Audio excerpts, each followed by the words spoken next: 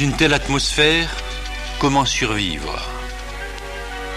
D'abord et avant tout, le premier facteur de survie, c'est la chance. Je me rappelle qu'un jour, j'étais à Birkenau, nous avions des cheminées horizontales. Et je vois mon capot, pas même le capot, un stoubédine, c'est-à-dire un sous-fifre qui sert à faire les travaux de bloc, prendre le balai, le mettre sous le bras, courir le long de la cheminée et enfourcher comme Don Quichotte les déportés. Il les enfourchait, les tuait, les blessait. Il m'a pris une colère folle.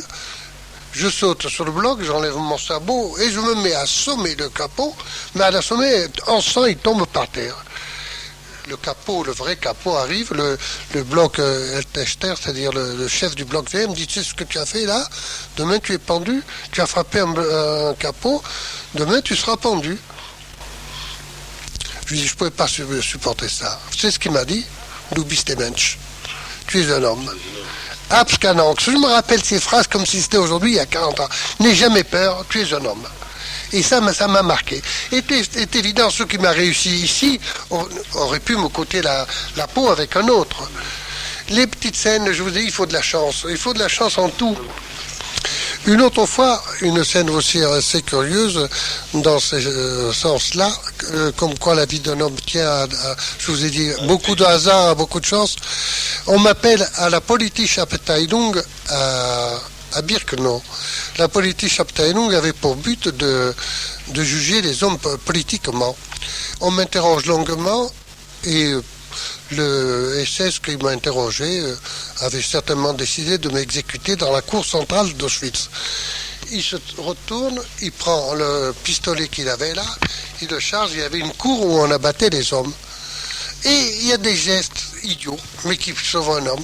Je me retourne et je lui dis: je peux prendre mon manteau, c'est le petit manteau de déporté que nous avions.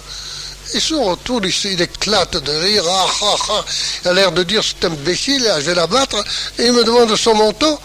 Allez, il me donne un coup de pied, il me dit: vec, avec l'air des fous, moi, le camp. Alors qu'il avait déjà chargé son revolver pour m'abattre, et moi je reviens au camp de Birkenau, on me dit: c'est pas possible, tu es revenu là. Voilà, des petits détails qui font qu'un homme peut survivre. Un jour, je vais vous raconter encore un détail de ce révire. Il y avait un Polonais qui se mourait quand j'étais docteur. Et en faisant mon travail, je n'avais pas fait autre chose que ce que j'avais à faire. Je ne me souviens ni de son nom, ni de la personne, mais vous allez voir comme un bienfait n'est jamais perdu. C'était pas un bienfait, c'était mon devoir. Je le sauvais, comment me disais-tu? Je le réhydratais, il mourait, il était dans le coma, et moi, avec un bout de linge humide, je lui versais de l'eau dans la bouche, et ce bonhomme, mort ou pas mort, je ne sais plus ce qu'il est devenu. Vous allez le voir, mais lui s'est souvenu de moi. Un jour, il y avait une fameuse sélection, et nous montions devant le médecin Mengele, tout nu, parce que nous étions choisis d'après la grosseur de nos fesses. Quand la fesse avait disparu, nous étions ce qu'ils appelaient un musulman, c'est-à-dire un fakir, un inapte au travail, et nous allions au four. Alors, il y avait une colonne montante et une colonne descendante. J'étais dans la colonne montante, et le malheur pour moi, ce jour-là, il y avait eu un arrivage. L'arrivage, c'était un mot vilain, mais c'était ça, un nouveau convoi qui venait d'arriver, et les jeunes Polonais qui venaient d'arriver étaient tous costauds. Ils venaient d'arriver de leur pays. Et moi, j'étais maigre déjà. Je me trouvais derrière eux, je me suis dit: bon, c'est fichu, aujourd'hui, tu es sélectionné. J'ai échappé une fois, 2 fois, 3 fois, 4 fois, mais c'est fini, cette fois, tu es pris. Et tout d'un coup, un homme qui se trouvait capot, qui surveillait les déportés, m'attrape par la veste, me jette dans la colonne descendante, je ne lui demande pas plus, je me remets dans la colonne sans passer devant le médecin qui était en haut. Et je lui dis: Varum, qu'est-ce qui s'est passé? Il me dit: un jour, tu m'as mis de l'eau dans la bouche. Vous voyez, comme des petits détails. C'est comme ça que chaque déporté peut en raconter. Des petits détails qui paraissent infimes vous doivent la vie. Et puis ne jamais faire confiance au SS.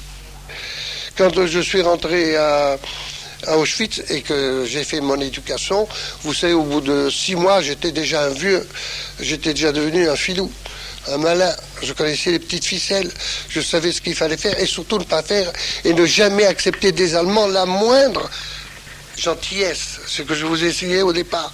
Je vous rappelle qu'un jour, on nous a dit, ceux qui ne veulent pas travailler aujourd'hui, vous pouvez vous reposer, et ceux qui veulent aller aux pluches, allez-y, j'y suis allé, avec 4 camarades. Lorsque je suis revenu, tout le monde avait été envoyé au four.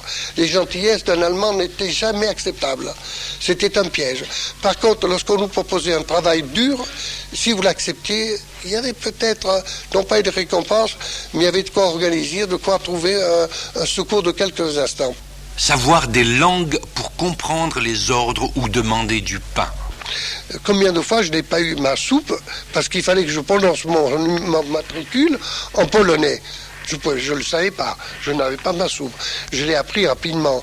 Moi qui ai fait de l'anglais, d'espagnol ou de l'italien, je ne savais pas un mot d'allemand, mais je vous assure qu'au bout de 6 mois, je parlais très bien l'allemand. Il fallait le parler très rapidement. On apprenait parce que c'était la vie ou la mort. Quand il y avait un ordre donné, je me rappelle, je vous raconte un petit détail. Un jour, je suis rentré dans un bloc et l'allemand m'a crié Marzu. Marzu, j'ai pas compris, Marzu. J'ai reçu une volée de coups terribles. Il avait voulu dire Martitur Tsu, ferme la porte. Marzu. Eh bien, vous voyez, pour vous dire qu'on est obligé d'apprendre vite une langue. Parce que si vous ne l'apprenez pas, quand on vous avait donné un ordre et que vous ne l'aviez pas exécuté, c'était la vie qui se jouait. Et ils ne discutaient pas, ne croyez pas que ce soit la méthode française ou la méthode du camp de prisonniers de guerre où on expliquait une chose. C'était ça où tu n'as pas compris. C'était vite fait. Donc le lendemain matin de ce 1er mai, un convoi nous amène et nous allons travailler dans un commando avec des Hongrois. Alors voilà encore un problème qui était terrible pour le déporté. Moi, français qui connaissais peut-être le latin, l'espagnol, l'italien, enfin des langues comme ça, le jour où je me suis trouvé avec des Hongrois, uniquement avec des Hongrois, c'était pour moi... plus que la tour de Babel, je n'arrivais pas à saisir le moindre mot. Et pour prendre son morceau de pain, il faut dire son numéro. Et le polonais, le tchèque, ou le polonais, ou le hongrois qui vous demande votre numéro, vous ne le dites pas dans sa langue, il ne vous donne pas et vous partez sans avoir mangé. Faire le vide moral en soi pour survivre. Vous savez que quand vous êtes en train de travailler, que vous mourrez de faim, et que vous sentez l'odeur de la grillade, qui est celle de vos frères qui brûlent, il y a un désir de manger, un désir de folie qui vous empare. Et vous n'êtes plus un être, vous êtes une bête. Et si vous ne mettez pas votre cerveau à zéro, vous mourrez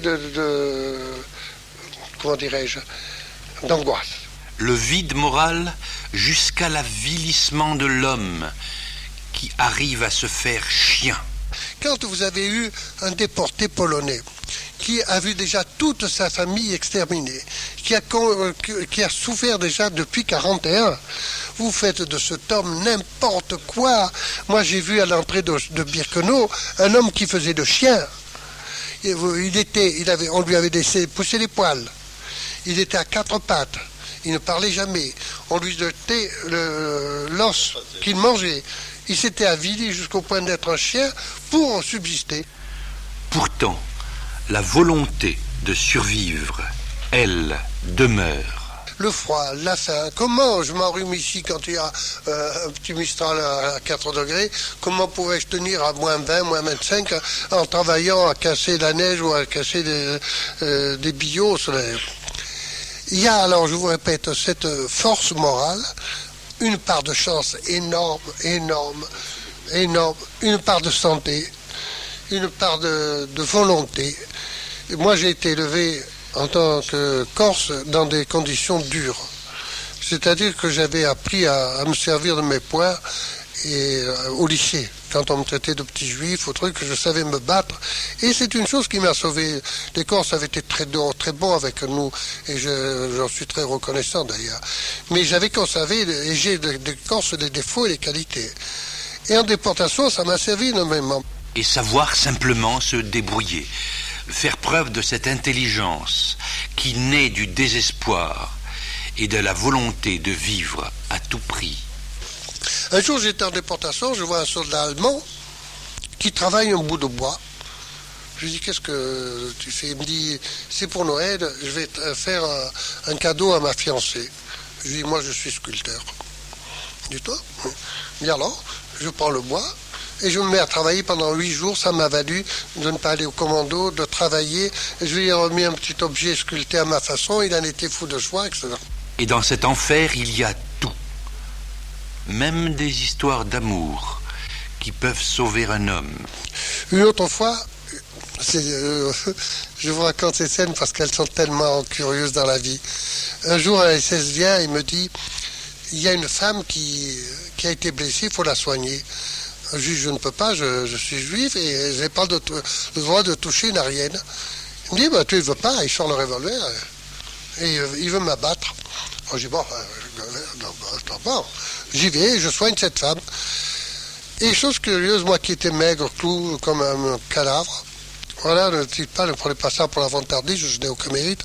Voilà que cette femme est amoureuse de moi, un peu comme dans Carmen.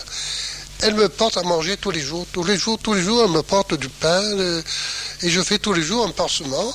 Et moi, je rentre au camp, je partage avec 2-3 copains. De toute façon, je ne pourrais pas garder, moi, même si je ne voulais pas le faire, nous ne pouvions pas garder ce que nous avions. Je partage. Et un beau jour, cette Allemande vient et me dit, je ne suis pas allemande, je suis Volksdeutsch. Je suis un sujet tchèque, des Sudètes, et je n'aime pas les Allemands. Veux-tu, nous allons nous enfuir tous les deux. Ah, je lui ai dit que m'enfuir, mais comment veux-tu qu'on s'enfuit? Je suis maigre comme un clou, je ne peux pas faire 2 kilomètres debout et je vais m'enfuir avec une femme. Alors elle me dit, ce soir je te porte tout ce qu'il te faut. Et effectivement le soir j'étais dans un tout petit camp, hein. C'était pas dans Birkenau. La vraie scène de Carmen, on voit cette femme qui arrive, qui doit sur le allemand. C'est pour ça que je dis qu'on peut rouler un allemand, mais pas un capot juif. Elle lui dit, la scène de Carmen, j'ai mes chaussures cassées, tu ne veux pas me les réparer? Le soldat allemand prend sa chaussure, rentre lui clouer la chaussure. Pendant ce temps, elle me jette un paquet avec des vêtements civils et tout. Je prends le vêtement et je rentre au camp. Je dis au copain, qu'est-ce que je fais ce soir? Elle m'attend à 6 heures là-bas. Et après délibération, je ne suis pas parti. Je me suis dit, comment vais-je partir? Les Russes arrivent d'un côté. Je suis à 2000 ou 1500 km de la France. Je ne vais pas faire 1 kilomètre que je vais être attrapé et pendu. Peut-être aurais-je été sauvé plus tôt, mais je ne le crois pas. J'étais sage, je ne suis pas parti. Pourtant, des héros parmi les déportés, il y en eut aussi. Je veux faire un petit rectificatif qui est important, mais j'ai dit tout à l'heure qu'on pouvait tout faire à un déporté. Mais je ne veux pas quand même faire penser que tous les déportés ont été comme ça. Il y a eu des héros.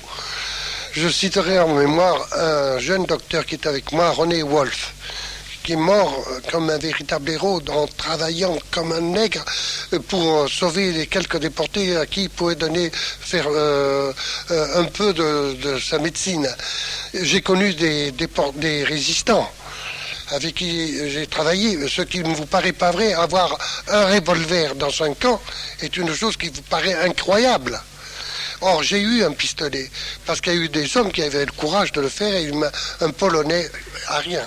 Un jour m'a apporté un pistolet, il m'a dit, cache-le, je l'ai caché sous l'hôpital à l'entrée, un jour il nous servira.